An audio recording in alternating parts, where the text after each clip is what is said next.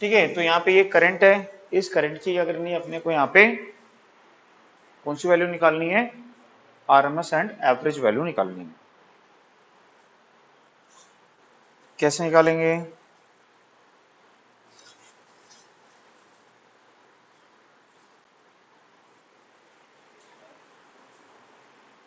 Note कर लिए।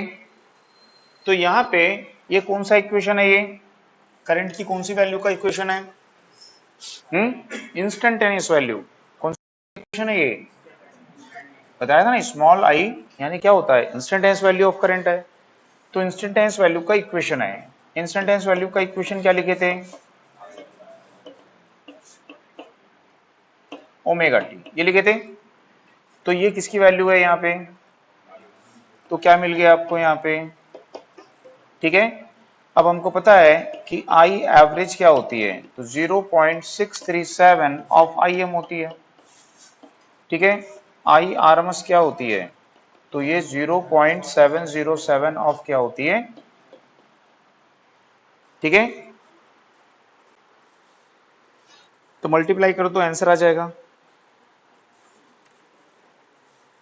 ठीक है ना। तो क्या करोगे, 0.637 इंटू 100, तो 63.7 और 0.707 इंटू 100 तो आएगा 70.7 एम्पियर।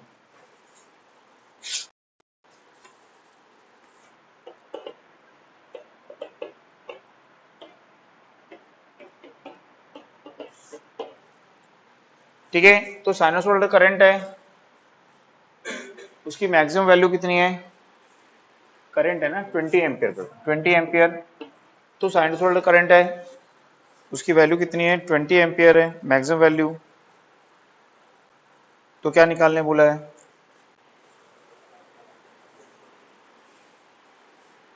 तो उसकी वैल्यू 45 डिग्री पे कितनी होगी, ठीक है। तो 45 डिग्री पे कौन सी वैल्यू होगी, उसकी इंस्टेंटेनियस वैल्यू होगी। तो क्या निकालनी है हमको, उसकी इंस्टेंटेनियस वैल्यू। तो इंस्टेंटेनियस वैल्यू का इक्वेशन क्या है, आई एम साइन थीटा, है कि नहीं। तो मैक्सिमम वैल्यू आपको दी है कितनी है, 20, साइन कितना हो जाएगा 45। तो साइन 45 की वैल्यू क्या होती है, और 1/√2 की वैल्यू क्या होती है, 0.707। देखो कुछ वैल्यू आपको याद रखनी है, ठीक है, कुछ वैल्यू आपको याद रखनी है। जैसे कि √2, इसकी वैल्यू तो सबको पता है कितनी होती है, 1.414। 1/√2 इसकी वैल्यू होती है 0.707। √3 की वैल्यू क्या होती है, 1.732, ठीक है।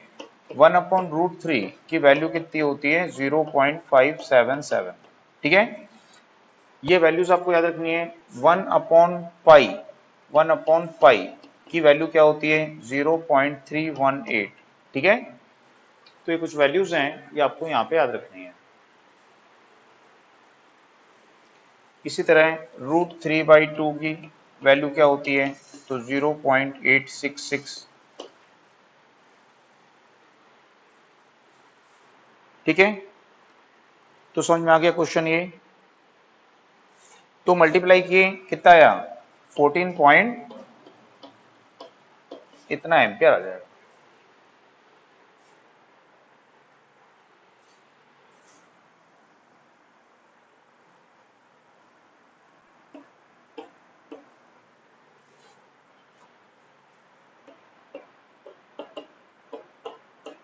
ठीक है, तो साइनसोइडल करंट है, उसकी मैक्सिमम वैल्यू कितनी है, 100 है। तो उसकी अपने को निकालनी है यहाँ पे 135 डिग्री पे वैल्यू, ठीक है। तो इसको कैसे बनाएंगे, सेम वैसे क्वेश्चन है ना।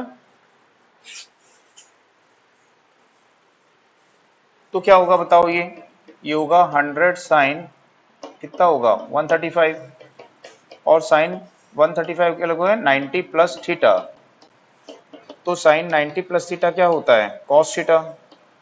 कॉस 45 की वैल्यू क्या होती है, 1/√2, यानी क्या होगा 0.707।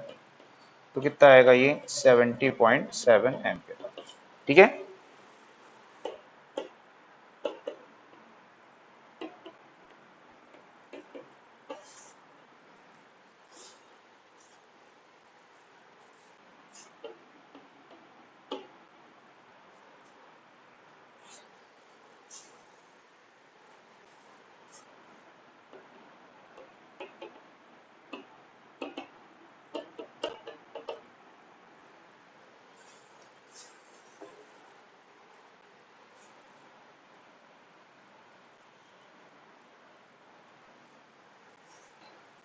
तो सब क्वेश्चन समझ में आ गया कि यहाँ पे इस प्रकार की वेव है, ये इसकी मैक्सिमम वैल्यू कितनी है, ये 30 वोल्ट है। ठीक है, ये कौन सी वोल्ट होती है, ये कौन सी वैल्यू होती है, मैक्सिमम वैल्यू है ना। इंस्टेंटेनियस वैल्यू का इक्वेशन है, तो इंस्टेंटेनियस वैल्यू की इक्वेशन में कौन सी वैल्यू होती है, मैक्सिमम वैल्यू। तो ये यहाँ पे है मैक्सिमम वैल्यू है। बात समझ में आई सबको। तो जब यहाँ पे ये मैक्सिमम वैल्यू है और ये क्या है, यहाँ पे टाइम एक्सिस है ये, ठीक है। तो ये बोल रहा है कि फर्स्ट टाइम वोल्टेज कहां पहुंचेगी, 30 वोल्ट पे। ठीक है, find the time taken by voltage to reach 30 volt for first time. तो फर्स्ट टाइम जब ये यहाँ पे पहुंचेगी तो उसको इतना समय लगेगा ये, तो ये समय हमको यहाँ पे निकालना है। ठीक है, तो हमको किसकी वैल्यू निकालनी है, यहाँ पे स्मॉल टी की वैल्यू निकालनी है। तो कैसे उसकी वैल्यू को हम यहाँ पे निकालेंगे, तो हमको पता है कि इसके इंस्टेंटेनियस वोल्टेज का इक्वेशन क्या है यहाँ पे ये, ठीक है। अब यहाँ पे देखेंगे ये 30 वोल्ट जो है, ये 30 वोल्ट कौन सी वैल्यू होगी, इसकी मैक्सिमम वैल्यू है, और उसके साथ ही वो इंस्टेंटेनियस वैल्यू भी है। ये 30 वोल्ट केवल आपको इस इंस्टेंट पे मिलेगी, इसके अलावा कहीं मिलेगी क्या, बाकी जगह 30 से कम मिलेगी। ठीक है, तो इस बताया था कि जो साइकिल है इसमें कहीं पे भी उंगली रख दोगे तो वो कौन सी वोल्टेज कहलाएगी उसकी, है ना। जैसे अपन यहाँ उंगली रख दिए, कौन सी वोल्टेज है, तो ये वोल्टेज इस इंस्टेंट में मिलेगी, तो उसकी क्या बोलेंगे, इंस्टेंटेनियस वैल्यू है। तो वैसे 30 वोल्ट इस इंस्टेंट में मिलेगी, तो वो उसकी क्या है, इंस्टेंटेनियस वैल्यू है। तो जो ये V है ये क्या है, इंस्टेंटेनियस वैल्यू है। तो इंस्टेंटेनियस वैल्यू कितनी है, तो बोल रहा है कि 30 वोल्ट पहुंचेगी, मतलब वोल्टेज जब यहाँ पे 30 वोल्ट पहुंचेगी तो वोल्टेज की इंस्टेंटेनियस वैल्यू क्या होगी, 30। ठीक है, तो 30 पहुंचने में, इंस्टेंटेनियस वैल्यू 30 पहुंचने में कितना समय लगेगा, ये समय हमको यहाँ पे निकालना है। ठीक है, तो 30 क्या हो जाएगा, कैंसिल, तो क्या आ जाएगा, 1 is equal to sign 314t। तो क्या लिखोगे इसको, sine inverse 1 is equal to क्या होगा, ठीक है, ये क्या होता है, थीटा होता है ना। क्या लिखते हैं अपन, जैसे आपको लिखा है यहाँ पे ये 1 है और लिखा है साइन थीटा, तो क्या लिखते हो, theta is equal to sine inverse 1, ऐसे लिखते हो। तो वही लिखे हैं, ये पूरा क्या होता है, थीटा होता है, एंगल होता है ना। तो उसी को हम लिखे हैं, लेकिन ये जो एंगल है ये थीटा नहीं लिखा हुआ है, ये क्या लिखा है, ओमेगा टी। उसकी वैल्यू क्या लिखी है, ओमेगा टी है, और थीटा इज इक्वल टू क्या होता है, ओमेगा टी होता है। ओमेगा की वैल्यू किस में होती है, तो ओमेगा की वैल्यू होती है रेडियन, ठीक है, रेडियन में होती है। और यदि साइन इनवर्स 1 हम ले रहे हैं, तो साइन इनवर्स 1 की वैल्यू क्या होती है, साइन की वैल्यू 1 कब होती है, कितने डिग्री पे, 90 डिग्री पे। तो ये आ गया आपका 90 डिग्री। ठीक है, तो ये आपका है यहाँ पे। तो अब यहाँ पे देखिए कि एक वैल्यू है डिग्री में और एक वैल्यू है रेडियन में, तो कंपेयर नहीं कर पाएंगे, या तो दोनों को डिग्री में चेंज करो या दोनों को रेडियन में चेंज करो। तो हम 90 को यदि रेडियन में चेंज करेंगे तो क्या लिखोगे, पाई/2, है ना। 90 मतलब 180 यानी क्या होता है, पाई। तो दोनों तरफ डिवाइड कर दो 2 से, तो क्या हो जाएगा, ठीक है। तो 90 का मतलब क्या होता है, पाई/2। समझ में आ रही है कि हम पढ़ चुके हैं कि पाई इज इक्वल टू क्या होता है, तो यदि इसको 2 से डिवाइड करोगे बोथ साइड तो क्या हो जाएगा, ये 90। तो पाई/2 इज इक्वल टू क्या होता है, 90 डिग्री। ठीक है, तो ये क्या है यहाँ पे 314t। अब यदि हमको t निकालना है, टाइम निकालना है, तो क्या लिखोगे, तो पाई की वैल्यू कितनी होती है, 3.14। तो 3.14 पाई की वैल्यू रख दिए, अपॉन क्या है 2, इंटू क्या है ये इसके अपॉन में आ जाएगा। ठीक है, तो ये कैंसिल करो इससे, कितने बार जाएगा ये, 100 टाइम्स, 100 टाइम्स जाएगा। ठीक है, तो इसकी जो वैल्यू आएगी वो क्या आ जाएगी, 1/200। कितनी वैल्यू आ जाएगी इसकी, 1/200 आ जाएगी। तो इतना सेकंड का समय आपको यहाँ पे लगेगा फर्स्ट टाइम पहुंचने। ठीक है, चलो इसी क्वेश्चन को थोड़ा सा चेंज कर देते हैं। इसको कर देते हैं यहाँ पे 100 और इसको कर देते हैं यहाँ पे 50।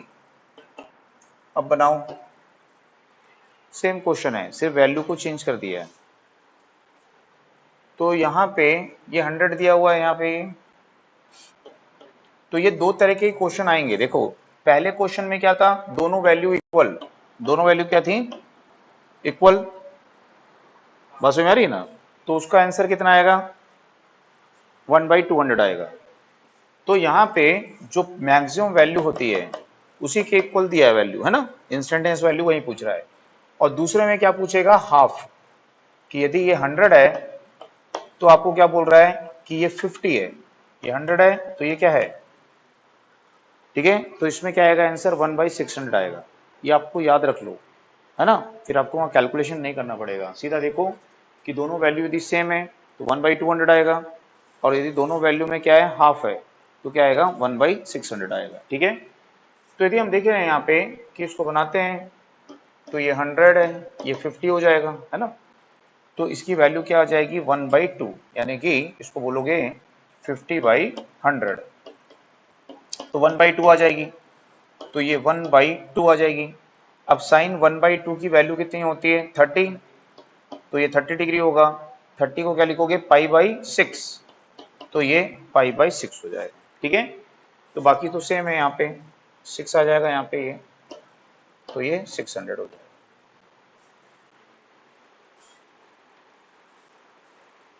ठीक है, तो क्या क्या याद रखना है, बताया ना आपको, यदि आपको क्वेश्चन लिखा है और वही इंस्टेंटेनियस वैल्यू है, कि मैक्सिमम वैल्यू और इंस्टेंटेनियस वैल्यू दोनों यदि क्या है, इक्वल है, तो फिर आंसर आपका कितना आएगा वहां पे, ठीक है। और यदि जो इंस्टेंटेनियस वैल्यू है वो क्या बोल रहा है, हाफ है, किसका, मैक्सिमम वैल्यू का, तो इंस्टेंटेनियस वैल्यू जो है वो मैक्सिमम वैल्यू का यदि क्या होगी, हाफ, तो आपका आंसर कितना आएगा, 1/600। ये दो ही आते हैं क्वेश्चन, क्योंकि इन्हीं दो को आप आसानी से सॉल्व कर पाते हो, है ना, बाकी में कैलकुलेशन करना डिफिकल्ट हो जाएगा, ठीक है ना।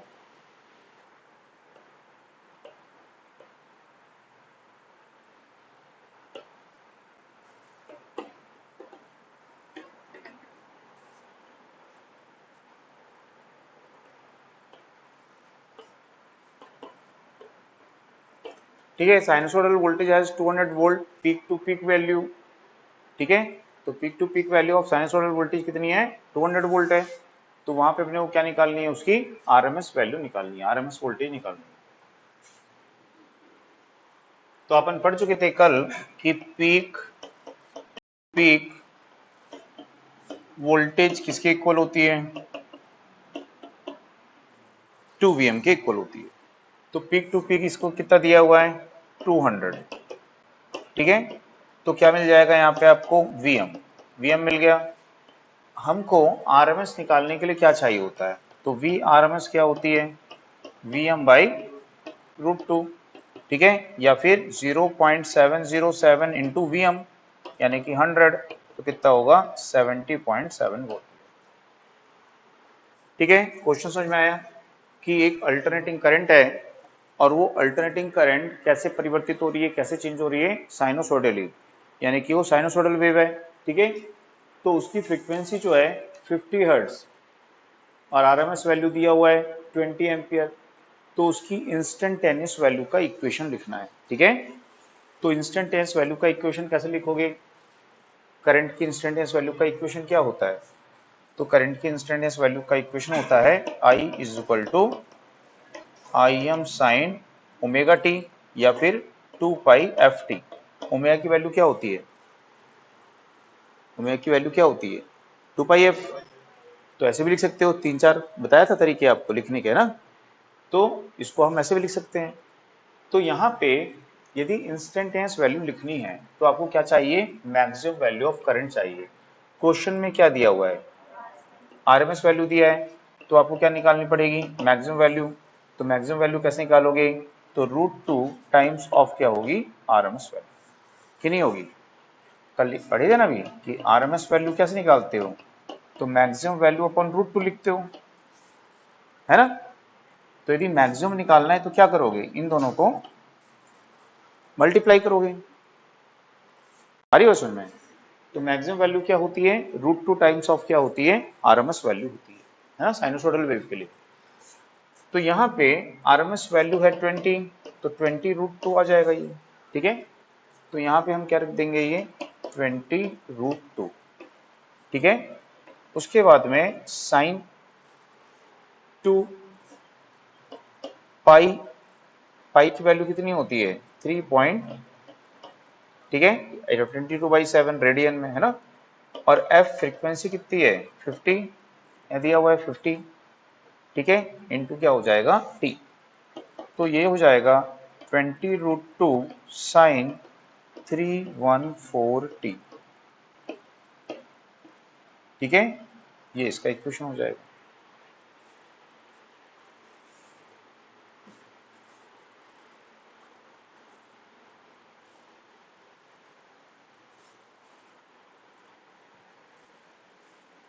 आई बात समझ में?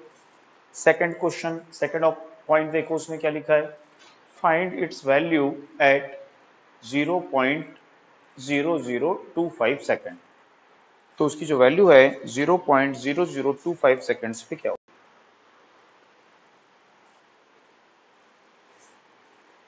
तो क्या करेंगे, टाइम की वैल्यू रखनी पड़ेगी। तो यदि हम इसमें टाइम की वैल्यू रखेंगे तो ये किस में है, रेडियन में।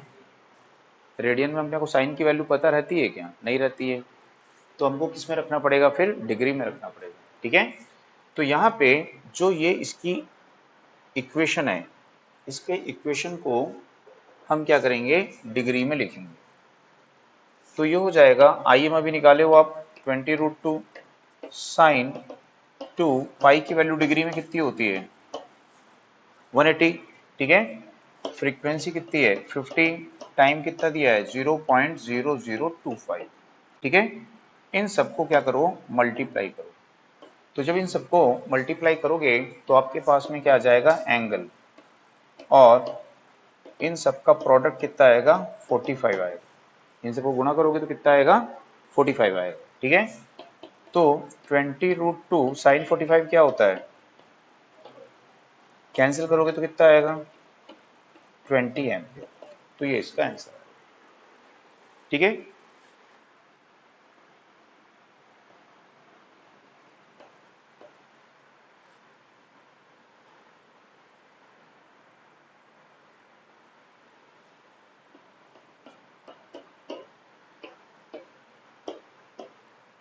तो यहाँ पे इस प्रकार से दी हुई एक वेव फॉर्म है ना, ये वेव फॉर्म है, कैसी वेव फॉर्म है, ये स्क्वायर है ना, स्क्वायर वेव है। मान लीजिए वोल्टेज की वेव है, तो स्क्वायर वेव है, तो इसकी अपने को क्या निकालनी है, एवरेज वैल्यू, और क्या निकालनी है, इसकी आरएमएस वैल्यू निकालनी है। क्या आपको बताया था ना, एवरेज कैसे निकालते हैं, एवरेज कैसे निकालते हैं, area under of cycle under cycle upon क्या लिखते हैं, टाइम बेस, ठीक है। तो एरिया इसका निकालो, ये क्या स्क्वायर है, स्क्वायर का एरिया क्या होता है, लेंथ इंटू विड्थ, लंबाई गुणित चौड़ाई, 2 इंटू 2, ठीक है। टाइम बेस कितना है, देखो इसका 2, तो क्या हो जाएगा, ये कैंसिल, तो कितना आएगा 2। तो बताया था एवरेज क्या होती है, हॉरिजॉन्टल स्ट्रेट लाइन। तो यहाँ पे तो हॉरिजॉन्टल स्ट्रेट लाइन ही तो मिल रही है, तो यही तो एवरेज होगा। आरएमएस कैसे निकालेंगे, आरएमएस देखो कैसे निकालेंगे। तो जब अपन आरएमएस पढ़े थे, तो आरएमएस निकालने के लिए आपको क्या बोला था, कि आपको बोला था कि ये इस प्रकार से इसके कितने भाग कर लोगे, n, पहला दूसरा तीसरा ऐसे n भाग किए। तो क्या बताया था, पहले भाग का स्क्वायर, तो इसका क्या करते हो, स्क्वायर, इन सब का क्या करते हो, स्क्वायर, और उन सबको क्या करते हो, जोड़ते हो। तो इसके भी n भाग कर लो, स्क्वायर करते जाओ सबका, इसका स्क्वायर करोगे, ये बताया ना, इसका क्या करते हो, स्क्वायर, इसका भी क्या करोगे, स्क्वायर करते जाओ, और स्क्वायर करते जाओ और सबको जोड़ लो, ठीक है। तो उसको हम क्या लिखेंगे, तो हम लिखेंगे कि इसकी लेंथ का स्क्वायर, इसकी लेंथ का स्क्वायर, लेंथ कितनी है, 2 का स्क्वायर, ठीक है। और सबको क्या करते हैं, फिर जोड़ते हैं, तो जोड़ोगे कहाँ से कहाँ तक, यहाँ से यहाँ तक, तो डायरेक्ट, ये तो क्या है, हॉरिजॉन्टल लाइन है, तो डायरेक्ट जोड़ने की जगह हम क्या करते हैं, यहाँ से यहाँ तक की कितनी लंबाई है 2, मल्टीप्लाई कर देते हैं। ठीक है, जोड़ना और मल्टीप्लाई करना एक ही मतलब होता है ना। 10 को 10 बार जोड़ो तो कितना आएगा 100, 10 को 10 से मल्टीप्लाई कर दो तो भी 100 ही आएगा। ठीक है, तो यहाँ पे अपन देखेंगे कि 2 का स्क्वायर इंटू क्या हो जाएगा, ये 2, लेंथ का स्क्वायर इंटू क्या होगा, विड्थ, लेंथ का स्क्वायर इंटू विड्थ, लंबाई का स्क्वायर गुणित चौड़ाई। ठीक है, अपॉन क्या लिखोगे, टाइम बेस, एन लिखे थे ना, जितने टुकड़े किए उतने से भाग दिए थे, तो एन से डिवाइड कर दो इसको, तो एन की जगह क्या लिखोगे 2। ठीक है, बस में आई, तो ये दोनों क्या हो जाएगा, कैंसल, 2 का स्क्वायर और रूट भी है तो कैंसिल हो जाएगा, तो कितना आएगा, तो आरएमएस वैल्यू और एवरेज वैल्यू किसके इक्वल आ रही है, वीएम के इक्वल आ रही है। ठीक है,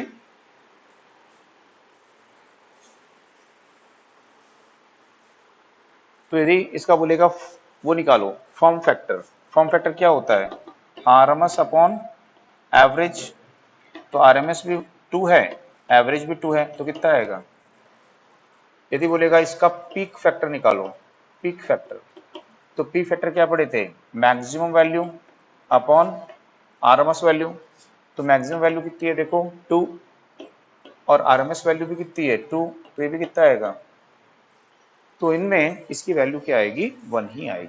ठीक है, तो यदि बोलता है कि इसका स्क्वायर वेव, रेक्टेंगुलर वेव का फॉर्म फैक्टर क्या होता है, पीक फैक्टर क्या होता है, तो एक ही आएगा। ठीक है, मान लीजिए इस प्रकार से दिया है,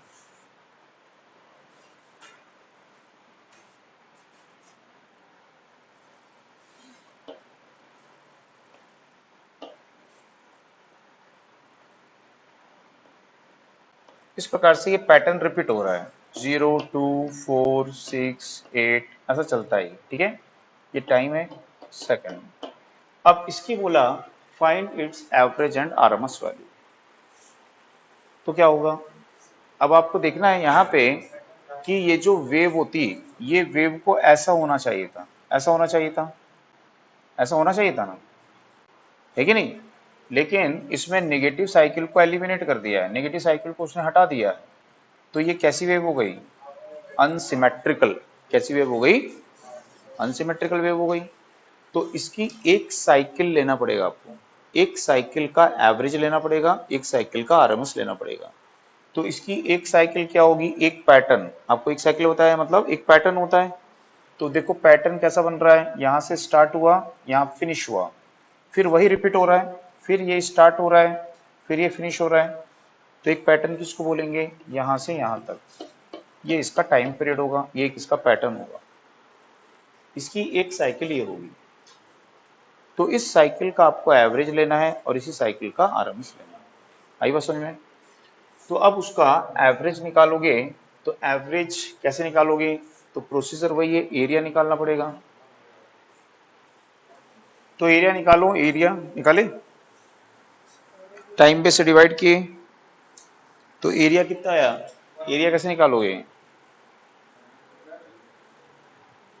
एरिया किसका निकलेगा, एरिया केवल इसका निकलेगा, इसका एरिया तो 0 है ना, ये तो सिर्फ एक लाइन है, उसका एरिया क्या आएगा, 0 आएगा, है ना, तो एरिया केवल इसका आपको मिलेगा, इसका इसका एरिया नहीं आएगा, इसका एरिया तो 0 आएगा, है ना।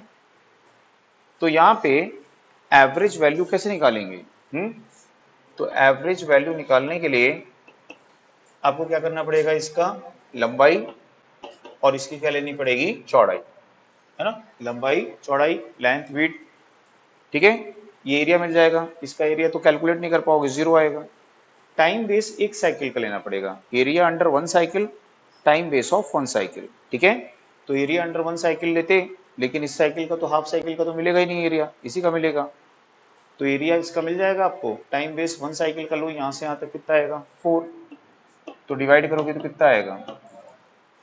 ठीक है ना, तो जो फार्मूला अपन लिखे थे वही फार्मूला है कि एरिया अंडर 1 साइकिल, ठीक है, upon time base of 1 cycle. ठीक है, समझ में आई बात। तो ये एवरेज हो गई। अब आरएमएस कैसे निकालेंगे, आरएमएस तो क्या करोगे, लेंथ का स्क्वायर इंटू क्या करोगे, विड्थ। तो लेंथ का स्क्वायर इंटू क्या करोगे, विड्थ, ठीक है। और साइकिल का क्या लोगे, टाइम बेस। तो टाइम बेस कितना आएगा, ठीक है। तो ये क्या हो जाएगी, कैंसल। तो कितनी वैल्यू आएगी, तो 1.414। तो ये वैल्यू इसकी यहाँ पे आएगी, ठीक है।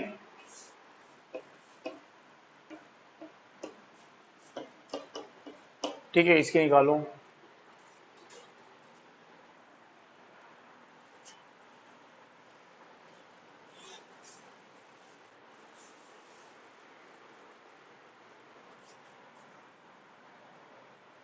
वोल्टेज है, तो एरिया कैसे निकालेंगे, length into width, 15 into 0.2 plus, ठीक है, क्या होगा, लेंथ इंटू विड्थ।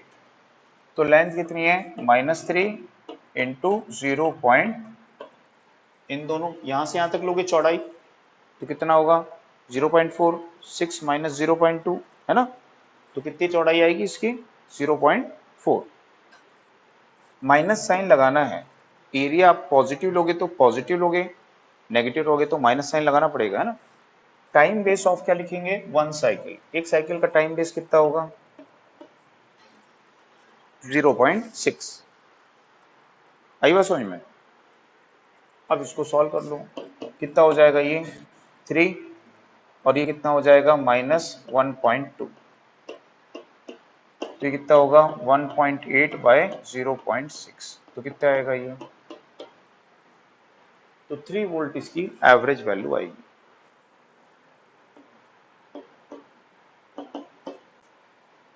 तो क्या लिखोगे, स्क्वायर रूट, ठीक है। क्या लिखोगे, लेंथ का स्क्वायर इंटू विड्थ। तो लेंथ का स्क्वायर इंटू विड्थ, ठीक है, प्लस क्या करोगे, लेंथ का स्क्वायर इंटू विड्थ। तो लेंथ का स्क्वायर इंटू विड्थ, ठीक है, और अपॉन क्या हो जाएगा, टाइम बेस।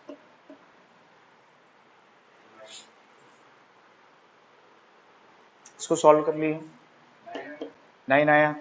तो कितना आएगा ये, 9 वोल्ट आएगा। सॉल्व करो, तो 15 का स्क्वायर 225 इंटू 0.2 करोगे, -3 का स्क्वायर 9 इंटू क्या करोगे, 0.4, ठीक है। दोनों को ऐड कर दोगे, उसके बाद में 0.6 से डिवाइड करके स्क्वायर रूट निकालो।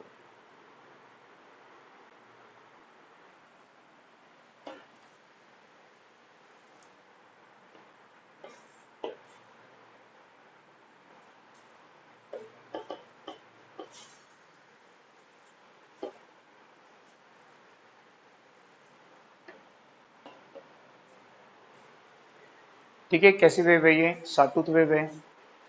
तो यहाँ पे देखेंगे एवरेज निकाला तो बहुत सिंपल है। इसकी एवरेज कैसे निकालोगे, तो इसकी एवरेज निकालने के लिए क्या करोगे, इसका एरिया ले लोगे, है ना। इसकी एवरेज कैसे निकालोगे, तो एवरेज निकालने के लिए क्या ले लोगे, उसका एरिया ले लोगे। तो इसका एरिया ले लो, एरिया कैसे लेते हो, 1/2 हाइट इंटू बेस, ठीक है। तो हाइट इंटू बेस, ये इसका एरिया होता है, ठीक है। अब एरिया निकल जाएगा, तो एरिया को किससे डिवाइड करोगे, टाइम बेस से। तो इसका एक पैटर्न ये है ना, एक साइकिल ये है इसकी। तो इसका टाइम बेस कितना हो जाएगा, 4। आई बात समझ में। तो इसको डिवाइड कर दो, तो हाइट कितनी है इसकी 50, बेस कितना है इसका 4, 2 इंटू 4। तो कैंसिल होगा, तो कितना आएगा 25 एम्पीयर। तो कल आप लिखे थे ना, क्या लिखे थे, Vm बाई क्या होता है 2, मैक्सिमम वैल्यू बाई क्या होता है। तो मैक्सिमम वैल्यू कितनी है, उसका हाफ कर दिए, ठीक है। तो ये सब बनाने के लिए आपके पास में वहां टाइम नहीं रहेगा, है ना। तो जो आपको शॉर्ट बताया गया, शॉर्ट में कि ट्रायंगुलर वेव की एवरेज वैल्यू क्या होती है, ऐसा बनाए या फिर उसको वो ऐसा बनाए, यदि वो ऐसा बना देता आपको, ठीक है, 048 ऐसा दे दिया और ये बोला कि ये कितना है यहाँ पे, ये इसकी एवरेज वैल्यू क्या होगी, सेम सेम क्वेश्चन आएगा, मतलब सेम आंसर आएगा, ठीक है, कोई दोनों के आंसर में डिफरेंस नहीं आएगा। ये वाला जो भाग है, ये वाला भाग और ये वाला भाग दोनों आइडेंटिकल हैं, दोनों बराबर हैं। ऐसे फोल्ड करोगे तो एक दूसरे को क्या करेंगे, ओवरलैप कर लेंगे, जिसको क्या बोलते हो, सर्वांग सम, कॉन्ग्रुएंट बोलते हो, है कि नहीं, समझ में आ रहा है कि नहीं। सर्वांग सम त्रिभुज पढ़े होगे नहीं मैथ्स में, सर्वांग सम किसको बोलते हैं, कॉन्ग्रुएंट किसको बोलते हैं, जो एक दूसरे को पूरा पूरा ढक लेते हैं। तो यदि इसके दो भाग कर दें, एक बीच से एक लाइन खींच दें, तो ऐसी तो वेव बन गई ना, वो बनी कि नहीं, साटूत बनी ना ये। तो इसका जो एवरेज आएगा वही इसका एवरेज आएगा, दोनों तो बराबर है ना, दोनों बराबर है ना, तो जो इसका एवरेज आएगा वही इसका एवरेज आएगा। इसका एवरेज 25 आएगा ऐसे, तो इसका भी 25 ही आएगा, अलग अलग थोड़ी आ जाएगा, ठीक है। तो यदि बोलेगा इसकी एवरेज वैल्यू क्या होगी, तो सेम Vm बाई क्या होगी 2। तो साटूत बनाए या ट्रायंगुलर बनाए, दोनों के लिए एवरेज वैल्यू क्या आएगी, तो वहां टाइम नहीं रहेगा, आपको सिर्फ याद रखना है Vm बाई 2 को टिक लगाना है, आगे बढ़ना है, ठीक है। इसी तरह से यदि बोलेगा इनकी Vrms क्या होगी, तो क्या लिखाया था, Vm बाई √3, क्या लिखाया था, Vm बाई √3 लिखवाया था, देखो लिखाया था, तो √3 लिखाया था, तो 50 बाई क्या आएगा √3, वोल्टेज है तो वोल्टेज, करंट है तो करंट, अपने को तो मैक्सिमम वैल्यू से मतलब है, तो 50 बाई क्या आएगा √3, इसकी क्या आएगी, क्योंकि इसको कैलकुलेट ही करने बैठेंगे आरएमएस, तो आपको इंटीग्रेशन करना पड़ेगा, बिना इंटीग्रेशन के आप नहीं निकाल पाओगे, बात समझ में आ रही ना। और इंटीग्रेशन करने के लिए उसका लॉजिक, उसका पूरा सिस्टम आपको पता होना चाहिए कि इंटीग्रेशन हम कैसे करेंगे उसको, उसके बिना आप उसको बना नहीं पाओगे। तो सिर्फ आप उसका कॉन्सेप्ट याद रखिए, या तो साटूथ देगा या ट्रायंगुलर देगा, एवरेज बोलेगा तो मैक्सिमम वैल्यू का हाफ, आरएमएस वैल्यू बोलेगा तो मैक्सिमम वैल्यू का 1/√3 होगा। आ गई बात में, क्योंकि यदि आप इसको क्या करोगे, इंटीग्रेट करोगे, तो इंटीग्रेट करने के लिए पहले आपको ये जो स्लोप है, इस स्लोप की इंस्टेंटेनियस वैल्यू का इक्वेशन ड्रॉ करना पड़ेगा, कि जो स्लोप है इस इंस्टेंट पर इसकी वैल्यू क्या कहलाएगी, इस इंस्टेंट पर वैल्यू क्या कहलाएगी, इंस्टेंटेनियस, इस इंस्टेंट पर वैल्यू क्या कहलाएगी, इंस्टेंटेनियस। तो पहले हम देखेंगे कि इसकी इंस्टेंटेनियस वैल्यू हम कैसे निकालेंगे। तो ये जो स्लोप है, ये स्लोप कैसे बनता है, तो इस एंगल पे डिपेंड करेगा, है ना, इस एंगल पे डिपेंड करेगा, और एंगल किस पर डिपेंड करता है, tan थीटा पे। तो tan थीटा क्या होता है, परपेंडिकुलर अपॉन बेस, लंब बटा आधार, तो 50 बाई क्या आएगा 4, तो डिवाइड करोगे तो कितना आएगा 12.5। तो 12.5 जो है इस स्लोप का क्या है, कांस्टेंट है, ठीक है। अब किसी भी इंस्टेंट पर, इस इंस्टेंट पर इसकी वैल्यू क्या होगी, इस इंस्टेंट पर इसकी वैल्यू क्या होगी, तो इस इंस्टेंट पर जो टाइम है, ठीक है, तो जो स्लोप है वो फंक्शन ऑफ क्या है, यहाँ पे टाइम है, तो इस इंस्टेंट पर उसकी वैल्यू क्या होगी, तो ये कांस्टेंट इनटू क्या होगा, टाइम। तो इसकी इंस्टेंटेनियस वैल्यू का इक्वेशन आएगा 12.5t, ठीक है, ये इसकी इंस्टेंटेनियस वैल्यू का इक्वेशन आएगा। अब इसकी इंस्टेंटेनियस वैल्यू को क्या करोगे, स्क्वायर रूट सम करोगे, तब आपको आरएमएस वैल्यू निकलेगी। तो इसकी यदि आप आरएमएस वैल्यू निकालने के लिए बैठोगे ना, तो आपको बहुत समय लगेगा उसको निकालने के लिए, ठीक है। तो आप क्या करोगे, इसको इंटीग्रेट करोगे 0 से लेके कहां तक, 4 तक, इसकी इंस्टेंटेनियस वैल्यू का क्या करोगे, स्क्वायर करोगे, ठीक है, विद रिस्पेक्ट टू टाइम, यानी कि dt, ठीक है, और अपॉन टाइम बेस से क्या करोगे, डिवाइड करोगे। तो फिर इसको आप आगे इंटीग्रेट करोगे, तो जब आगे इंटीग्रेट करोगे जा करके, तो इसको अपन लिख लेते हैं आई आरएमएस स्क्वायर, रूट हटा देते हैं, ठीक है। तो इसकी इंस्टेंटेनियस वैल्यू रखोगे यहाँ पे 0 to 4, 1/4 कॉमन आ जाएगा, तो कितनी है ये 12.5t का क्या होगा, स्क्वायर इंटू क्या होगा dt। फिर इसमें से 12.5 का स्क्वायर कॉमन आ जाएगा, बाई 4 होगा, 0 to 4 t square into dt। तो टी स्क्वायर का इंटीग्रेशन क्या होता है, टी क्यूब, तो हो जाएगा 12.5 का स्क्वायर बाई 4, ठीक है, और ये क्या होगा यहाँ पे टी क्यूब बाई क्या हो जाएगा 3, 02 क्या होगा ये 4, तो हो जाएगा 12.5 का स्क्वायर बाई 4, ठीक है, 1/3 इंटू 4 का क्यूब माइनस 0 का क्यूब, तो 4 का क्यूब आएगा। अब इसको आप क्या करोगे, यहाँ पे सिंप्लीफाई करोगे, तो सिंप्लीफाई करो इसको, तो ये कितने बार कैंसिल होगा, 1 टाइम, क्या बचेगा 12.5 का स्क्वायर इंटू क्या बचेगा 4 का स्क्वायर अपॉन √3, क्या है स्क्वायर, स्क्वायर स्क्वायर कैंसिल करोगे तो क्या बचेगा यहाँ पे कि आई आर एम एस आएगा आपके पास में 12.5 इंटू 4 बाई क्या आएगा √3, ठीक है ना। अब इसको मल्टीप्लाई करो तो कितना आएगा 50 बाई क्या आएगा 50, क्या थी इसकी पीक वैल्यू थी, मैक्सिमम वैल्यू थी, तो मैक्सिमम वैल्यू अपॉन क्या आएगा √3। इतना टाइम थोड़ी वहां पे है ना, तो यहाँ पे आप थ्योरी एग्जाम थोड़ी देने बैठे हो, है ना, वहां के कॉम्प्लेक्स वेव, ठीक है, कॉम्प्लेक्स वेव।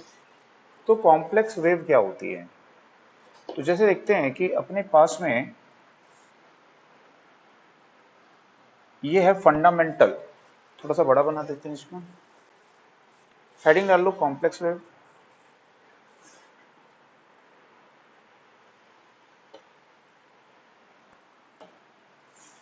तो ये है अपने पास में फंडामेंटल फ्रीक्वेंसी वेव है, क्या है ये अपने पास में फंडामेंटल फ्रीक्वेंसी वेव है। तो अपने यहाँ पे जो फंडामेंटल फ्रीक्वेंसी है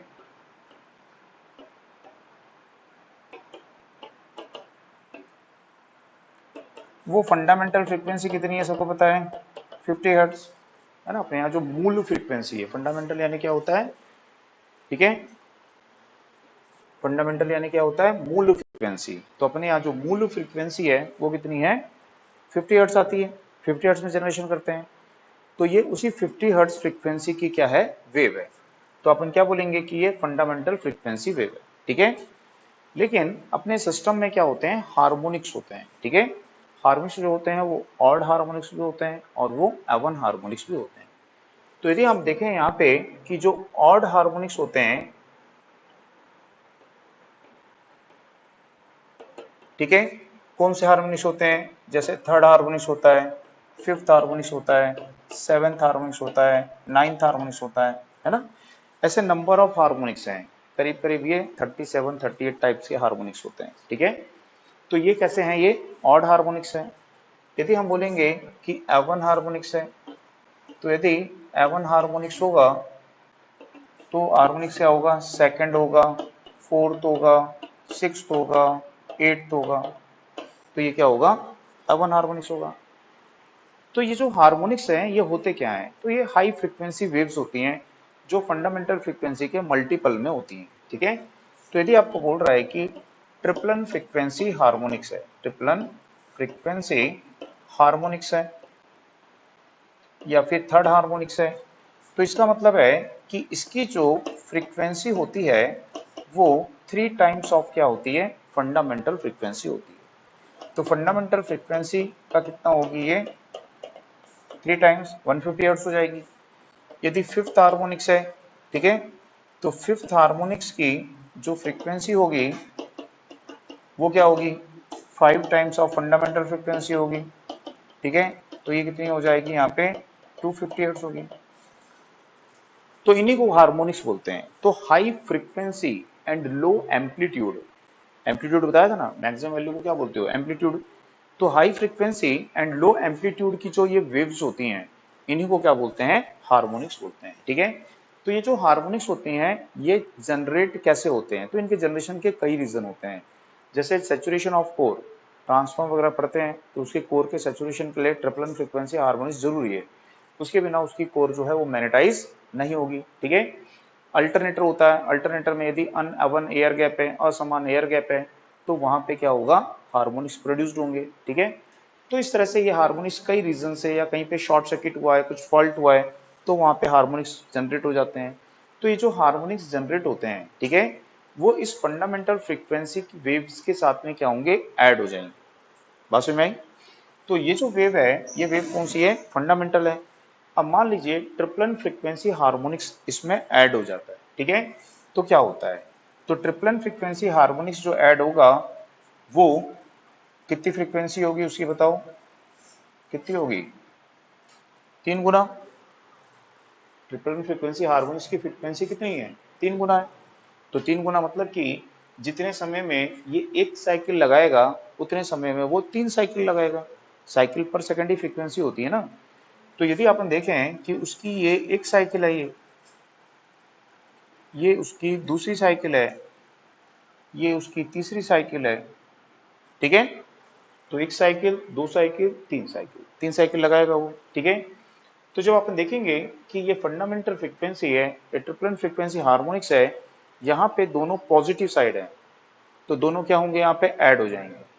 ये पॉजिटिव है, ये नेगेटिव है, क्या होंगे, सब्ट्रैक्ट होंगे। यहाँ ऐड होंगे, यहाँ ऐड होंगे, यहाँ सब्ट्रैक्ट होंगे, यहाँ ऐड होंगे। बात समझ में आई सबको? तो हम देखते हैं कि यहाँ पे ये इस प्रकार से क्या होगा, ऐड, यहाँ पे क्या होगा, सब्ट्रैक्ट, फिर यहाँ पे क्या होगा, ऐड, फिर यहाँ पे ऐड, फिर यहाँ पे सब्ट्रैक्ट, फिर यहाँ पे ऐड। तो हम यहाँ पे देखते हैं कि ये जो हमारी थी फंडामेंटल थी, फंडामेंटल फ्रीक्वेंसी वेव, ठीक है। ये है हमारी यहाँ पे थर्ड फ्रीक्वेंसी हार्मोनिक वेव। इन दोनों को मिलाने के बाद में ये बन रही है, तो इसको क्या बोलोगे, कॉम्प्लेक्स वेव। तो कॉम्प्लेक्स वेव जो होती है वो फंडामेंटल और हार्मोनिक्स दोनों से कंसिस्ट होती है, दोनों से मिलकर बनी होती है। तो उसी को क्या बोलते हैं, यहाँ पे कॉम्प्लेक्स वेव बोलते हैं, ठीक है। अब कॉम्प्लेक्स वेव जो है इसका इक्वेशन हम कैसे लिखें, यदि सिर्फ हमारे पास में फंडामेंटल फ्रीक्वेंसी होती, ठीक है, तो उसकी इंस्टेंटेनियस वैल्यू का इक्वेशन क्या लिखते हैं हम, बताओ। यदि करंट होती तो क्या लिखते, I am sign omega T, ये लिखते। तो ये किसकी फ्रीक्वेंसी का इक्वेशन है, फंडामेंटल फ्रीक्वेंसी का।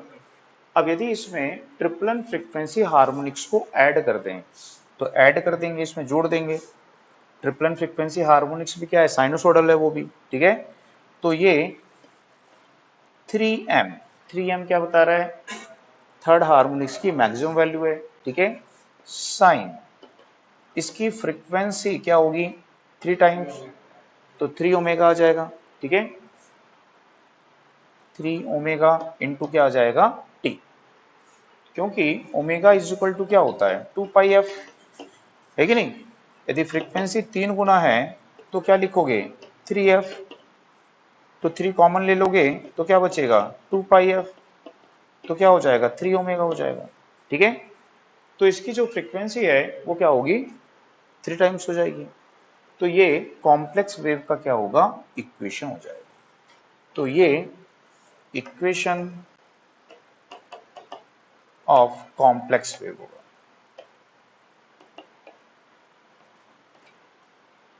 बात समझ में आ गई सबको?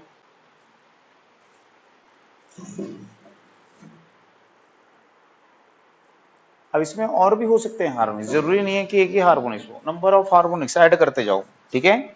तो जैसे कि मान लो इसमें ये फंडामेंटल है, ये ट्रिपलन फ्रीक्वेंसी हार्मोनिक्स है, ये फिफ्थ हार्मोनिक्स है, सेवंथ हार्मोनिक्स है, जितने हार्मोनिक्स हैं सबको ऐड करते जाओ, ठीक है। तो इस तरह से उसकी इंस्टेंटेनियस वैल्यू के इक्वेशन को लिख सकते हैं। अब हमको निकालनी है इसकी क्या, आरएमएस वैल्यू, इसकी क्या निकालनी है हमको, एवरेज वैल्यू। तो कैसे निकालेंगे, ठीक है, कॉम्प्लेक्स वेव।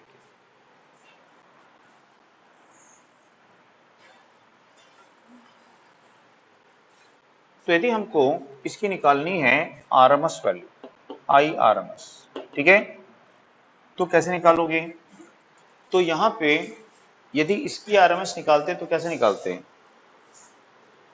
क्या लिखते हैं, आई एम बाई रूट 2, है कि नहीं, इंस्टेंटेनियस वैल्यू है इसकी, मैक्सिमम वैल्यू है, आरएमएस निकालते तो क्या लिखते, आई एम बाई रूट 2, तो वही लिखेंगे यहाँ पे Im बाय √2 का स्क्वायर, क्योंकि क्या कर रहे हो, स्क्वायर रूट कर रहे हो ना। होना क्या चाहिए था, Im बाई √2 डायरेक्ट लिखना था, लेकिन कॉम्प्लेक्स है तो डायरेक्ट लिख तो सकते हैं, बट स्क्वायर रूट भी करना है वहां पे, तो स्क्वायर भी करना पड़ेगा। आई बात समझ में। प्लस ऐड करते जाओ इसमें maximum value of triplen frequency harmonics upon √2 का क्या करोगे, स्क्वायर। फिफ्थ है तो प्लस, फिफ्थ है तो plus Im fifth frequency harmonics, ठीक है। तो इस तरह से क्या कर सकते हो, उसकी आरएमएस वैल्यू को निकाल सकते हो। अब यदि इसकी हमको एवरेज वैल्यू निकालनी है, तो एवरेज वैल्यू साइन वेव की क्या होती है, तो साइन वेव की एवरेज वैल्यू होती है 2Vm अपॉन क्या होती है, पाई, ठीक है। तो यहाँ पे 2/पाई को क्या ले लेंगे हम यहाँ पे कॉमन, ठीक है। फंडामेंटल के लिए लिखेंगे Im/1, मल्टीप्लाई करोगे तो ये वैल्यू आ जाएगी, है कि नहीं।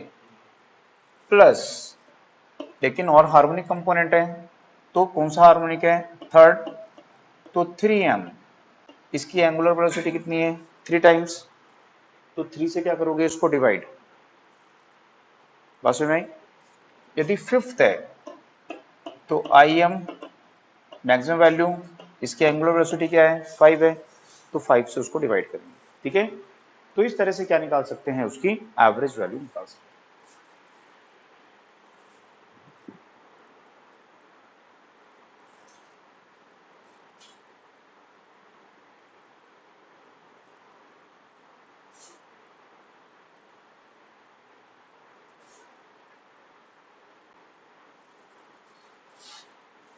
हो गया, उसमें नोट कर लीजिए एक line, complex wave, complex wave comma, complex wave comma fundamental frequency wave, fundamental frequency wave and harmonic waves and harmonic waves से कंसिस्ट होती है, से कंसिस्ट होती है, ठीक है। Complex wave with DC, with DC value, यदि इसमें डीसी वैल्यू को भी इंट्रोड्यूस कर दिया जाए, ठीक है, कि यहाँ पे ये तो टाइम एक्सिस है और ये क्या है यहाँ पे डीसी वैल्यू है, यानी कि ये क्या है डीसी करंट है। मान लीजिए कोई इस प्रकार का कोई सोर्स है और उस सोर्स के साथ में इस प्रकार से क्या कनेक्ट है, ये डीसी सोर्स कनेक्ट है, ठीक है। तो इसमें हार्मोनिक भी है, जनरेटर है विद हार्मोनिक सही है, और उसके साथ में क्या कनेक्ट है, डीसी वैल्यू भी कनेक्ट है, ठीक है। तो अब क्या होगा, तो इसमें अब इसकी वेव फॉर्म क्या होगी, तो डीसी का डायरेक्शन तो एक ही रहता है ना, इसकी पोलरिटी तो बार बार चेंज होती नहीं है, यदि ये प्लस है तो प्लस ही रहेगा, ये माइनस है तो माइनस रहेगा, इसकी पोलरिटी चेंज होती है, ठीक है। तो जब डीसी पॉजिटिव हम मान रहे हैं, ये पॉजिटिव है, तो ये दोनों क्या होंगे, ऐड हो जाएंगे। डीसी पॉजिटिव है या नेगेटिव है तो इसके साथ क्या होगा, सबट्रैक्ट हो जाएगा। तो ये जो वेव है, ये वेव इस तरह से अपवर्ड मूव करेगी, अपवर्ड क्या होगी, ये वेव आपकी ऐसा शिफ्ट हो जाएगी, और डाउनवर्ड ये क्या होगी, ऐसा डिक्रीज हो जाएगी। बात समझ में आई, कि जो वेव है ये इस प्रकार से क्या होगी, ऐसा शिफ्ट हो जाएगी, ठीक है। इसके साथ ये ऐड हो जाएगा, ठीक है, और इसके साथ में इतनी वैल्यू के साथ में ये सबट्रैक्ट हो जाएगा। तो ये अब आपकी क्या हो जाएगी, कॉम्प्लेक्स वेव विद क्या हो जाएगी, डीसी वैल्यू हो जाएगी, ठीक है। अब इसकी इंस्टेंटेनियस वैल्यू का इक्वेशन क्या लिखेंगे, जब हमें पता था कि ये साइन है तो साइन लिखे थे, हार्मोनिक में पता था वो भी साइनोसॉइडल है तो उसमें भी साइन लिखे थे। अब डीसी में साइन या कॉस होता है क्या, नहीं होता है, तो सिर्फ करंट का मैग्नीट्यूड होगा, तो सिर्फ करंट का मैग्नीट्यूड रखा हुआ है, ठीक है। तो आप समझ जाइए कि वो डीसी करंट है या डीसी वोल्टेज है। ठीक है, बात समझ में आई? तो ये इसकी इंस्टेंटेनियस वैल्यू का क्या होगा, इक्वेशन हो जाएगा। जैसे कि आपको यदि लिख के दिया है कि मान लो यह 5 प्लस 100 साइन 3 140 या ओमेगा टी प्लस यहाँ पे दिया है 10 साइन 3 ओमेगा टी, ऐसा इक्वेशन लिख के दिया है। तो समझ जाइए कि ये ओमेगा टी है, फंडामेंटल है, ये ट्रिपलन हार्मोनिक्स है, और ये क्या है, ना तो इसमें साइन है ना इसमें कॉस है, मतलब ये डीसी वैल्यू है। ठीक है, तो डीसी वैल्यू में सिर्फ क्या होगा, मैग्नीट्यूड होगा, उसमें साइन कॉस कुछ भी लिखा हुआ नहीं होगा। अब यदि हमको इसकी आरएमएस वैल्यू को निकालना है तो इसकी आरएमएस वैल्यू हम कैसे निकालेंगे, तो डीसी वैल्यू का क्या करोगे, स्क्वायर ओनली, डिवाइडेड बाई √2 नहीं करोगे, डीसी वैल्यू का सिर्फ क्या करोगे, स्क्वायर। ठीक है, फंडामेंटल फ्रीक्वेंसी अपॉन √2 का स्क्वायर, ट्रिपलन हार्मोनिक्स अपॉन √2 का क्या करोगे, स्क्वायर। ठीक है, तो इससे क्या निकल जाएगी, इसकी आपकी आरएमएस वैल्यू निकल जाएगी। ठीक है, तो अमीटर और वोल्ट मीटर जो होते हैं वो क्या करते हैं, तो वो करंट और वोल्टेज की या तो एवरेज वैल्यू को मेजर करते हैं या फिर वो आरएमएस वैल्यू को मेजर करते हैं। ठीक है ना, कौन सा इंस्ट्रूमेंट कौन सी वैल्यू को मेजर करता है। ठीक है, तो जैसे अपन देखेंगे कि अलग अलग प्रकार के इंस्ट्रूमेंट होते हैं, जैसे कि पीएमएमसी होता है, permanent magnet moving coil instrument, तो ये कौन सी वैल्यू को मेजर करता है, तो ये एवरेज वैल्यू को मेजर करता है। ठीक है, वोल्टेज और करंट की एवरेज वैल्यू, क्योंकि ये डीसी में ही वर्क करता है। ठीक है, यदि आपको बोलेगा कि हॉट वायर इंस्ट्रूमेंट है, तो हॉट वायर इंस्ट्रूमेंट है तो ये कौन सी वैल्यू को मेजर करता है, आरएमएस वैल्यू। ठीक है, एवरेज वैल्यू यानी क्या होता है, डीसी वैल्यू, आरएमएस वैल्यू यानी क्या होता है, एसी वैल्यू। कल परसों बताया था ना एवरेज पढ़ते समय कि एवरेज का मतलब क्या होता है, डीसी, और आरएमएस का मतलब क्या होता है, एसी वैल्यू। ठीक है, तो पीएमसी इंस्ट्रूमेंट कौन सी वैल्यू मेजर करेगा, एवरेज वैल्यू। ठीक है, और हॉट वायर इंस्ट्रूमेंट कौन सी वैल्यू मेजर करेगा, आरएमएस वैल्यू मेजर करेगा। ठीक है ना, तो ये आपको थोड़ा सा ध्यान में रखना है। ठीक है, अब इसमें जो क्वेश्चंस आएंगे, किस तरह के क्वेश्चन हो सकते हैं, यदि आपको दिया इस प्रकार से question, find its average value. ठीक है, और क्वेश्चन है 10 प्लस 10 साइन ओमेगा टी या 3 140 ऐसा दिया है, और बोला है कि इसकी एवरेज वैल्यू निकालिए। तो इसकी एवरेज वैल्यू वही होगी जो इसकी क्या होगी, डीसी वैल्यू। तो इसकी जो average value is equal to क्या होगा, डीसी वैल्यू। ठीक है, यहां पे ये दोनों वैल्यूज कैसी हैं, सेम रहेंगी, तब average value is equal to क्या होगा, डीसी वैल्यू, है ना। तो एवरेज वैल्यू कैलकुलेट करने के लिए इसी तरह के क्वेश्चन आएंगे, बाकी का कैलकुलेशन क्या है, कॉम्प्लिकेटेड होता है। या फिर इस तरह से बोल सकता है 100 प्लस 100 साइन 3 140 50 प्लस 50 साइन, तो दोनों वैल्यू सेम दिख रही है ना, तो इनमें जो वैल्यू है डीसी वैल्यू वही इसकी क्या आएगी, एवरेज वैल्यू आएगी। ठीक है ना, बात समझ में आई।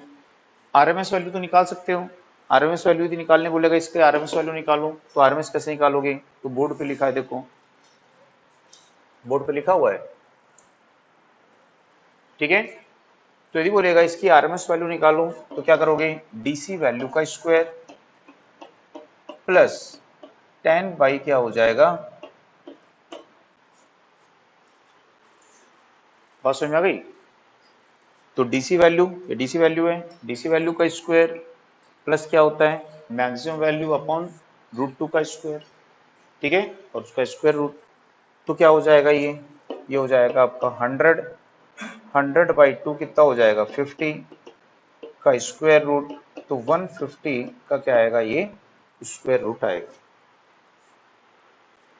तो सी दिया है 5 स्क्वायर प्लस 10 स्क्वायर बाई 2 का स्क्वायर का रूट, और डी दिया है 5 स्क्वायर प्लस 10 स्क्वायर बाई 2। ठीक है, तो स्क्वायर रूट में कौन सी वैल्यू निकालते हैं, आरएमएस वैल्यू। अब यहाँ कॉस हो या साइन हो, फार्मूला वही रहेगा, कॉस और साइन में कोई डिफरेंस नहीं है, दोनों एक ही एक्सिस पे होते हैं, सिर्फ 90 डिग्री का क्या होता है, फेज डिफरेंस होता है उसमें, है ना। बस में नहीं, साइन 90 प्लस थीटा क्या लिखते हो, माइनस कॉस थीटा लिखते हो नहीं, तो उनमें सिर्फ 90 डिग्री का फेज डिफरेंस है। कल बताया था ना कि यदि आपकी साइन की वेव ऐसी है, ये साइन की वेव है, तो कॉस की वेव यहां से स्टार्ट होती है ऐसा, कितने डिग्री का फेज डिफरेंस है इसमें, तो इनमें केवल 90 डिग्री का फेज डिफरेंस है, दोनों सेम है, दोनों का बिहेवियर सेम है, सिर्फ 90 डिग्री का क्या होता है उनमें फेज डिफरेंस होता है।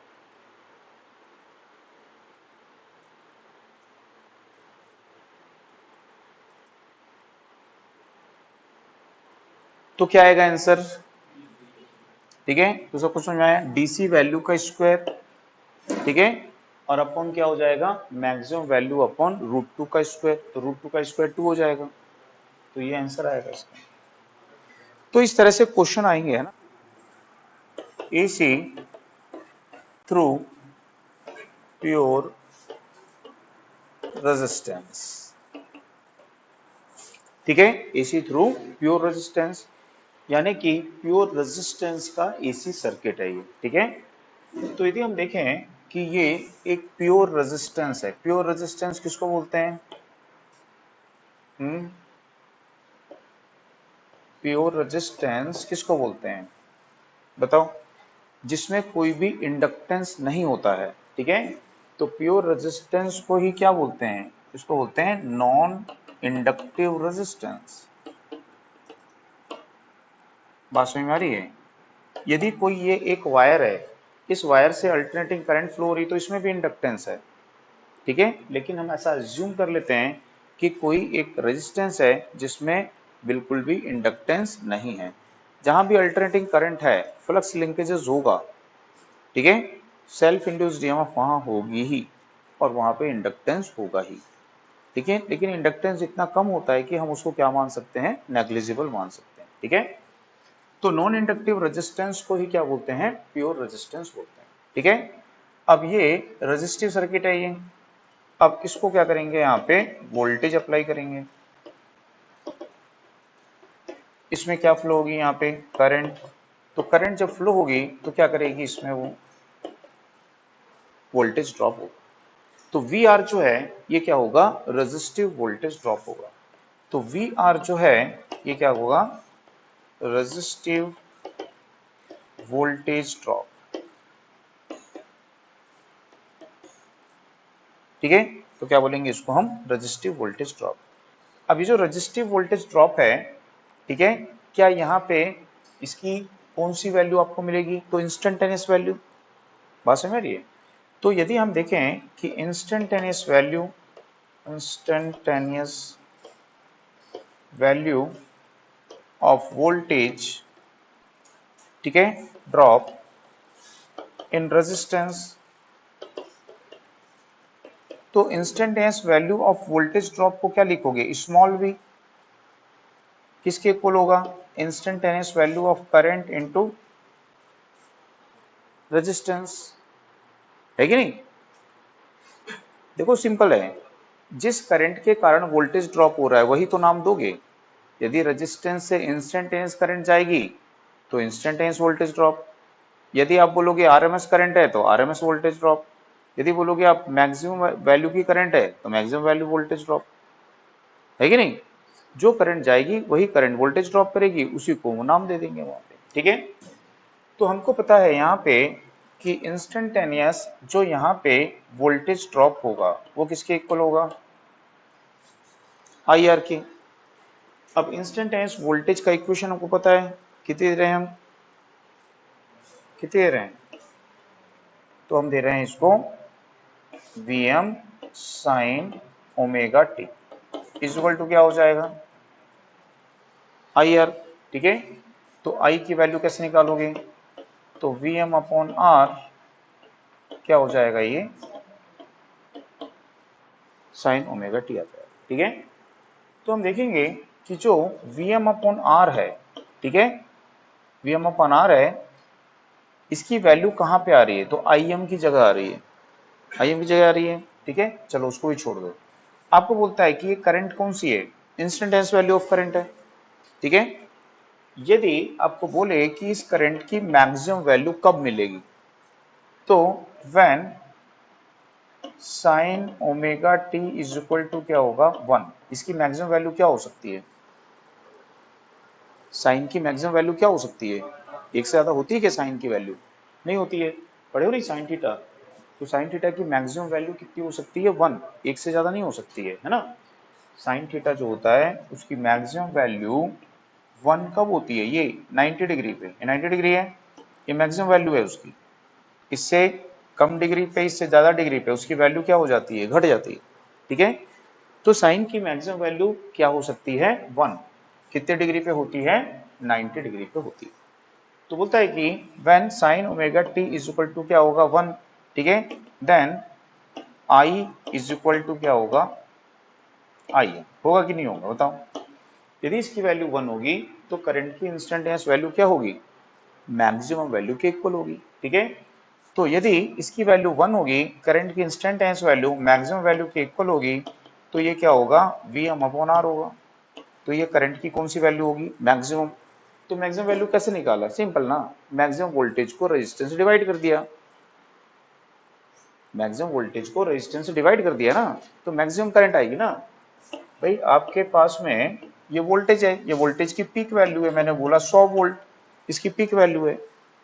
तो यदि सिर्फ हम 100 वोल्ट को ही डिवाइड कर देते हैं सर्किट के रेजिस्टेंस से, तो करंट कितनी आएगी, तो सिर्फ इस इंस्टेंट पर करंट कितनी होगी 10, क्या इधर भी 10 होगी, नहीं, उधर तो कम हो जाएगी। तो मैक्सिमम वोल्टेज को रेजिस्टेंस से डिवाइड कर दिए तो क्या मिल गई आपको, मैक्सिमम करंट मिल गई। एक ही कंडीशन में मिलेगी 90 डिग्री पे, उसके अलावा बाकी समय नहीं मिलेगी आपको। आई बात समझ में। तो इससे हमको ये पता चला, तो हम क्या कर सकते हैं, वी एम अपॉन आर के अगेंस्ट क्या लग सकते हैं, आई एम। तो हमने रखा आई इज इक्वल टू क्या बन गया, ये I am sign omega T. तो ये बोला कि भाई वोल्टेज का इक्वेशन तो आपका ये था, ठीक है, ये इक्वेशन था, करंट का इक्वेशन ये आ गया आपका। तो दोनों की जो एंगुलर वेलोसिटी है उसमें तो कोई डिफरेंस आया नहीं, यहाँ भी साइन ओमेगा टी था, यहाँ भी साइन ओमेगा टी था। इसका मतलब है कि वोल्टेज और करंट कैसे रहेंगे, इन फेज, उनमें कोई भी फेज डिफरेंस एंगल नहीं होगा, कोई भी एंगुलर डिस्प्लेसमेंट उसमें नहीं होगा। तो इनमें जो फेज डिफरेंस होता है, फेज डिफरेंस, ठीक है, उसकी वैल्यू क्या होगी 0 डिग्री। तो क्या पता चला कि प्योर रेजिस्टिव सर्किट में वोल्टेज और करंट के मध्य का जो एंगल होता है, फेज डिफरेंस एंगल, वो क्या होता है 0 होता है। यानी कि voltage and current in phase में होते हैं, इन फेज पढ़े थे ना, तो इन फेज में ऐसे वेक्टर बनाए थे, ठीक है। तो वोल्टेज और करंट कैसे फेज में रहेंगे, इन फेज में रहेंगे। तो प्योर रेजिस्टिव सर्किट में वोल्टेज और करंट इन फेज में होते हैं और उनमें 0 डिग्री क्या होता है, फेज डिफरेंस होता है, क्योंकि वोल्टेज और करंट की एंगुलर वेलोसिटी में कोई डिफरेंस यहाँ पे नहीं आ रहा है, ठीक है, बात समझ में आई सबको। अब इसके बाद में यदि हम देखें, ये तो हमारे पास में आ गया फेज डिफरेंस, इसका पावर फैक्टर क्या होगा, पीएफ यानी क्या होता है, पावर फैक्टर। तो इस सर्किट का जो पावर फैक्टर होगा वो क्या होगा, cos 0। पावर फैक्टर क्या होता है, cosine value of angle between voltage and current. तो वोल्टेज और करंट के बीच के एंगल की कोसाइन वैल्यू कितनी आएगी 0। तो कोसाइन वैल्यू 0 की वैल्यू क्या होती है 1। तो इस का पावर फैक्टर क्या होगा 1, यानी क्या होगा, यूनिटी होगा। तो प्योर रेजिस्टिव सर्किट का पावर फैक्टर क्या होता है, यूनिटी होता है, 1 होता है। आई बात समझ सकते हो। तो इससे हमको क्या पता चला, इससे हमको ये पता चला कि यदि हमको करंट की मैक्सिमम वैल्यू निकालनी है तो वोल्टेज की मैक्सिमम वैल्यू को क्या करेंगे, रेजिस्टेंस से डिवाइड कर देंगे, ठीक है। दूसरा पता चला कि प्योर रेजिस्टिव सर्किट में वोल्टेज और करंट इन फेज में होते हैं, ठीक है, उनका पावर फैक्टर एंगल कितना होता है 0 डिग्री। तो पावर फैक्टर कितना होता है उसका, यूनिटी होता है, ठीक है। अब यदि हम देखें कि पावर की इंस्टेंटेनियस वैल्यू क्या होगी, तो इंस्टेंटेनियस पावर क्या होगी,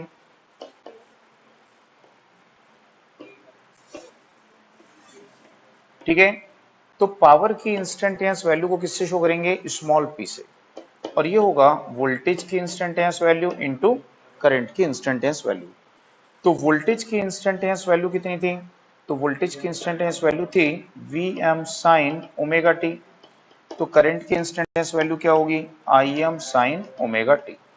तो इनको जब मल्टीप्लाई करेंगे तो Vm Im sin square omega T आ जाएगा। ठीक है, अब साइन स्क्वायर ओमेगा टी को यदि हम कॉस के टर्म्स में लिखें, ठीक है, तो sine square theta is equal to क्या होता है, 1 माइनस कॉस 2 थीटा बाई 2। बस में, तो यदि इसको हम यहाँ पे लिखेंगे तो ये हो जाएगा Vm Im, ठीक है, 1 minus cos 2 omega T by क्या हो जाएगा 2। ठीक है, तो यहाँ पे इसकी जो वैल्यू आएगी वो आ जाएगी Vm Im by 2 minus Vm Im cos 2 theta by क्या आ जाएगी 2, ओमेगा टी है, ओमेगा टी बाई क्या आ जाएगी 2। तो यहाँ पे बोलता है कि अब हमको तो इसकी इंस्टेंटेनियस पावर से मतलब नहीं है। क्यों, क्योंकि जो अपने इंस्ट्रूमेंट होते हैं, है ना, वाट मीटर होते हैं, वाट मीटर पावर कौन मेजर करता है, वाट मीटर। तो वाट मीटर सर्किट की कौन सी पावर को मेजर करता है, तो वो एवरेज पावर को। बात सुन आ रही है ना, याद रखना बहुत इंपॉर्टेंट है ये, कि वाट मीटर कौन सी पावर मेजर करता है, एवरेज पावर को। क्योंकि उसका जो मूविंग सिस्टम होता है ना, घूमने वाला जो भाग है, ठीक है, वो पावर की इंस्टेंटेनियस वैल्यू के लिए रिस्पॉन्ड नहीं कर पाता है। इंस्टेंटेनियस वैल्यू तुरंत तुरंत चेंज हो रही है ना, तुरंत तुरंत मूव कर पाएगा। मूविंग सिस्टम का इनर्शिया है, जड़त्व है उसका, तो उसके कारण उसका जो मूविंग सिस्टम है पावर की इंस्टेंटेनियस वैल्यू के लिए मूव नहीं कर पाएगा, रिस्पॉन्ड नहीं कर पाएगा। तो वो पावर की कौन सी वैल्यू के लिए मूव करता है, फिर एवरेज वैल्यू के लिए। तो एवरेज वैल्यू को ही वो शो करता है। ठीक है, तो यदि हमको इसकी एवरेज वैल्यू निकालनी है, किसके लिए, एक साइकिल, हमको तो एक साइकिल से मतलब है कि यदि हम देखें कि ये हमारी वोल्टेज है, बराबर है, इंस्टेंटेनियस वैल्यू ऑफ वोल्टेज है, ये हमारी इंस्टेंटेनियस वैल्यू ऑफ क्या है, करंट है। दोनों कैसे हैं, इन फेज में, क्योंकि प्योर रेजिस्टिव सर्किट है। वोल्टेज और करंट कैसे फेज में होते हैं, इन फेज में।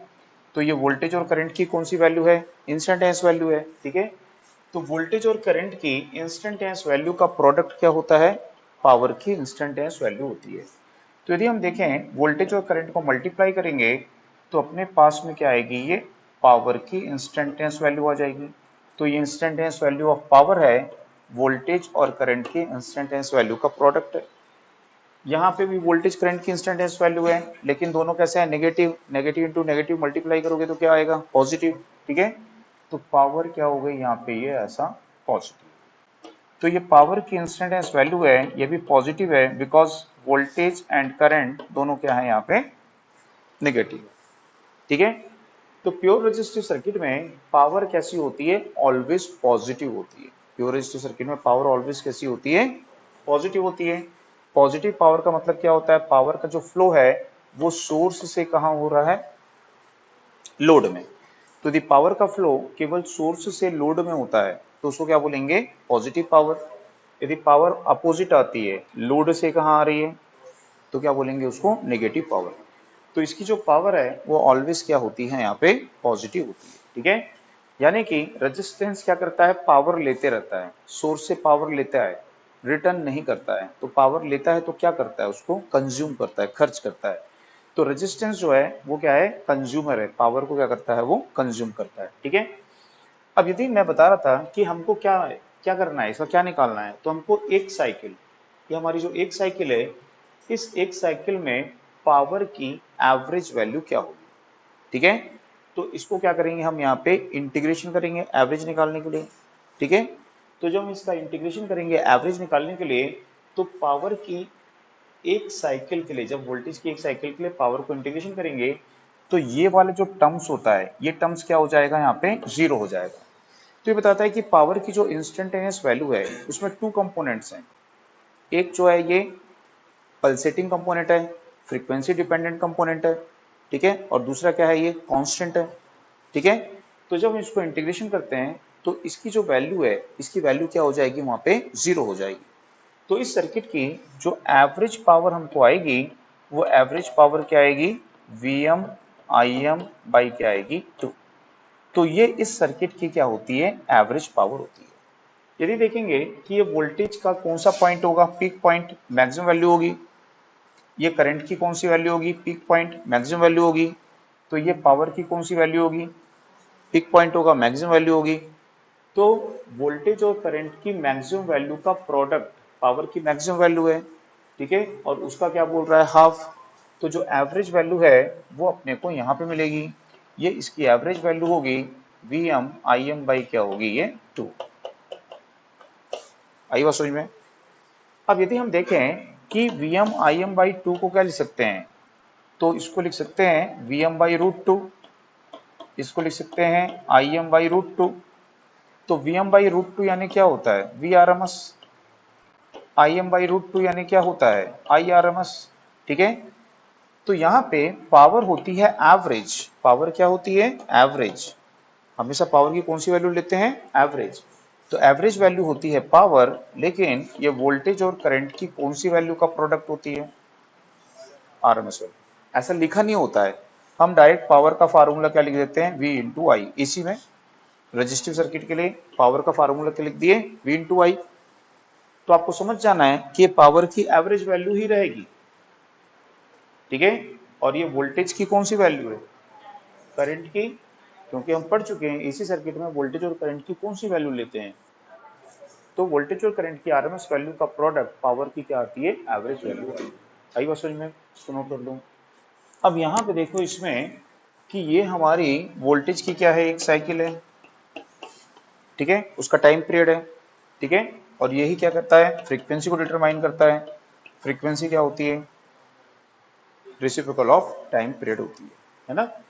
पावर की एक साइकिल किसको बोलोगे, ये, फिर ये, तो एक ही पैटर्न रिपीट हो रहा है ना, ये एक ही पैटर्न रिपीट हो रहा है। तो ये पावर की एक साइकिल हुई, ये पावर की दूसरी साइकिल हुई। आपको कई बार बताया हूं पैटर्न ध्यान रखो कि ये पावर की क्या है, एक साइकिल है, ये पावर की क्या है, दूसरी साइकिल है। तो पावर की इस एक साइकिल का जो टाइम पीरियड होगा वो क्या हो जाएगा, तो जब टाइम पीरियड हाफ होगा तो इसकी जो फ्रीक्वेंसी होगी वो क्या हो जाएगी, डबल हो जाएगी। बहुत इंपॉर्टेंट है, पूछेगा कि किसी हीटर को यदि हम 230 वोल्ट 50 हर्ट्ज, ठीक है, फ्रीक्वेंसी की एसी सप्लाई दे रहे हैं, किसी हीटर को 230 वोल्ट 50 हर्ट्ज फ्रीक्वेंसी की एसी सप्लाई दे रहे हैं, तो उस हीटर के पावर कंजम्पशन की फ्रीक्वेंसी क्या होगी, तो पावर कंजम्पशन की फ्रीक्वेंसी सप्लाई फ्रीक्वेंसी का क्या होगी, डबल होगी, ठीक है। डबल आ रही है फ्रीक्वेंसी, तो सप्लाई फ्रीक्वेंसी का क्या होती है, वो डबल होती है, ठीक है। बात समझ में आई सबको। अब अलग से पॉइंट डाल के लिखिए, फर्स्ट लिखिए, प्योर रेजिस्टिव सर्किट में, प्योर रेजिस्टिव सर्किट में voltage and current in phase में होते हैं। प्योर रेजिस्टिव सर्किट में voltage and current in phase में होते हैं। नेक्स्ट देखिए, इस सर्किट का पावर फैक्टर एंगल, इस सर्किट का पावर फैक्टर एंगल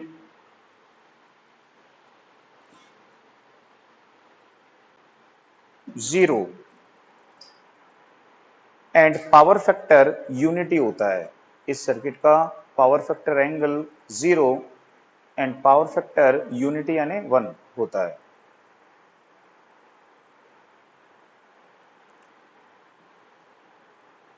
ठीक है, नेक्स्ट देखिए, इस सर्किट में पावर ऑलवेज पॉजिटिव होती है, हमेशा पॉजिटिव होती है।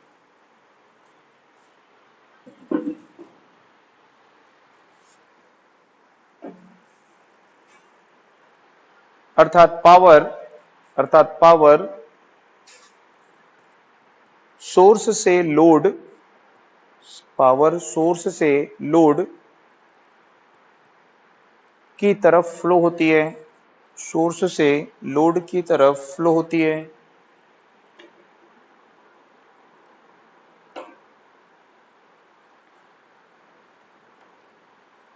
क्योंकि रेजिस्टेंस पावर कंज्यूम करते हैं, क्योंकि रेजिस्टेंस पावर कंज्यूम करते हैं।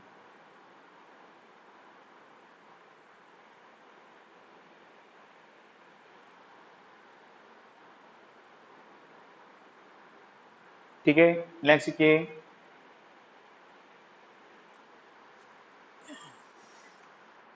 इस सर्किट की एवरेज पावर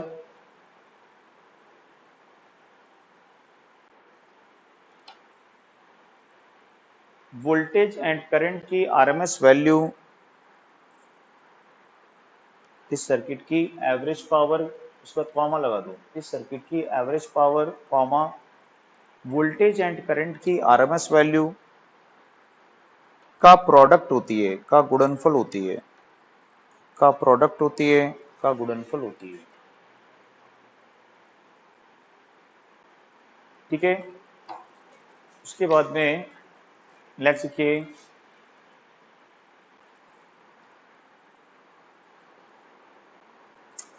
इस सर्किट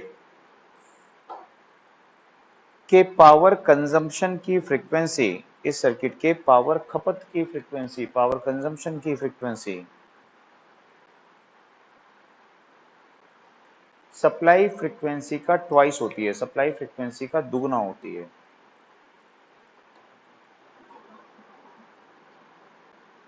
सप्लाई फ्रीक्वेंसी का ट्वाइस होती है, सप्लाई फ्रीक्वेंसी का दुगना होती है।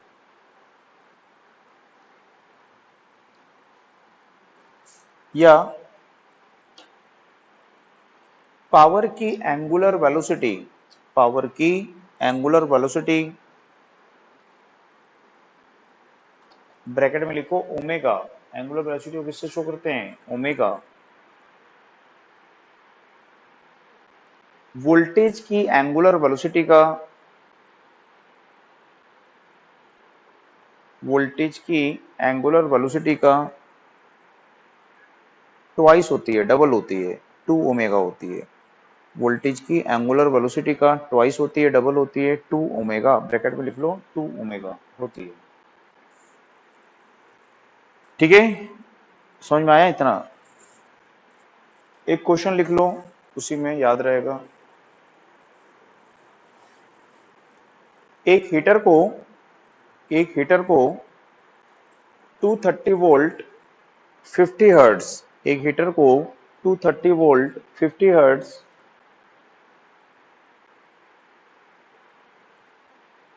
अप्लाई करने पर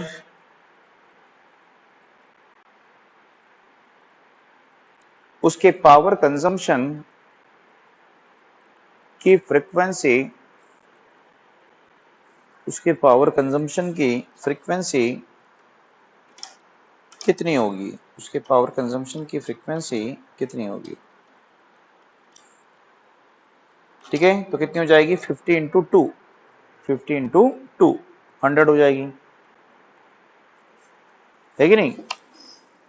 तो इस तरह से इसको हम यहाँ पे निकाल सकते हैं। चलो आज इतना ही पढ़ते हैं ना, बाकी हम नेक्स्ट क्लास में देखते हैं।